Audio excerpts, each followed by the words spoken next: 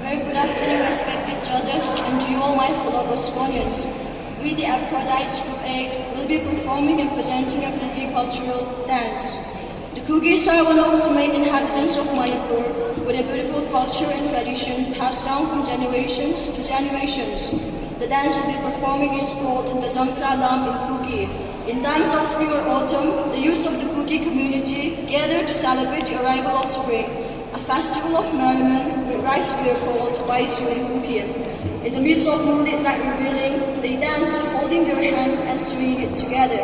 This is one of the best traditional dance of the Kuki community, and today, with a bit of modifications, we still continue the tradition in modern fashion to suit the test of time.